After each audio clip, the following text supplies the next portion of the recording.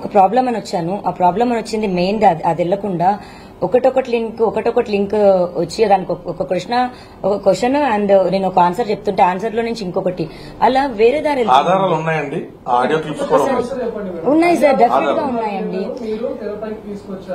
Definite గా ఉన్నాయి.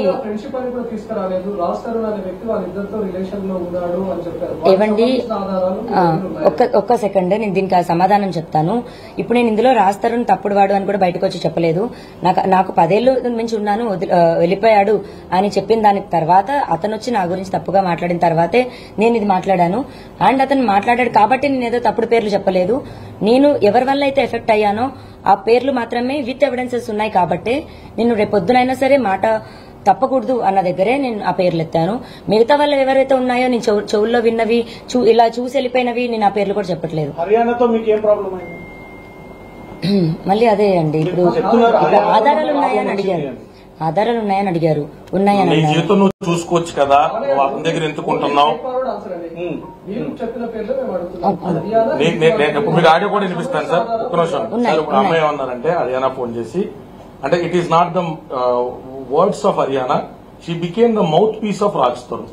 ఆమె కాల్ చేసి ఏం చెప్పారంటే, Haryana can object this if she didn't speak this. ఎందుకలా డబ్బులు సంపాదించుకోకుండా ఇంట్లో ఉండిపోతున్నావు? ఎందుకలా తరుణ్ మీద డిపెండ్ అయిపోతున్నావు? వద్దు అన్న మగోడు వెనకాతలు ఎందుకు పడుతున్నావు? నువ్వు ఎందుకు నీ జీవితం చూసుకోకూడదు?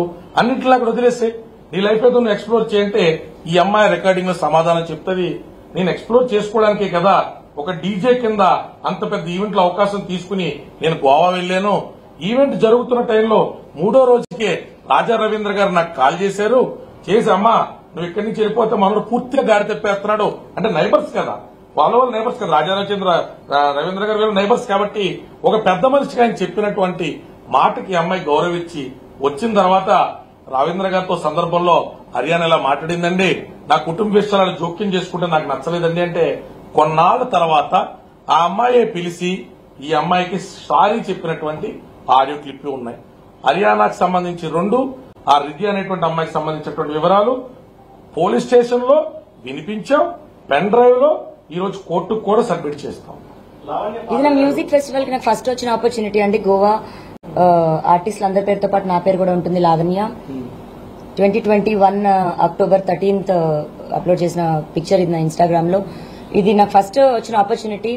దీని గురించి నేను అక్కడ ఉన్నాను. అక్కడ ఉంటే నాకు హర్యానా కాల్, ఎంత వస్తుంది ఏంటి నీకు దానికి అని అడిగింది. ఇది నాకు ఆపర్చునిటీ. ఇప్పుడు నేను 0 నుంచి స్టార్ట్ చేస్తున్నాను. దీనికి పేమెంట్ అన్నది ఏం లేదు. ఆపర్చునిటీ అవకాశం రావడం అన్నదే చాలా ఎక్కువ.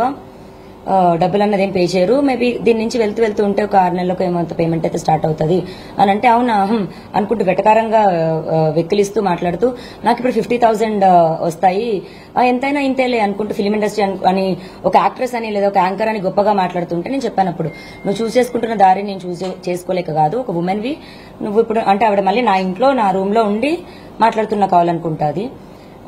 ఇప్పుడు ఎక్కడున్నావని అక్కడి నుంచి సమాధానం నీకు అలాగే చెప్పగలను, దయచేసి నీ పన్ను చూసుకో అని. అక్కడ నాకు అమ్మాయికి నాకు ఘర్షణ జరిగింది. అది విత్ రికార్డింగ్ ఉంది నా దగ్గర. నేను టైం వచ్చినప్పుడు నేను అది కూడా సబ్మిట్ చేస్తాను. 2014లో లావణ్య రాజధాని పెళ్లి చేసుకున్నాను చెప్తుంది. ఆ తర్వాత ఈ యొక్క 12 సంవత్సరాల కాలంలో పెళ్లి చేసుకున్నానికి సంబంధించి పెళ్లి చేసుకున్న తర్వాత మీ నోటీసులు తీసుకొచ్చిందా? ఆ తర్వాత పెళ్లి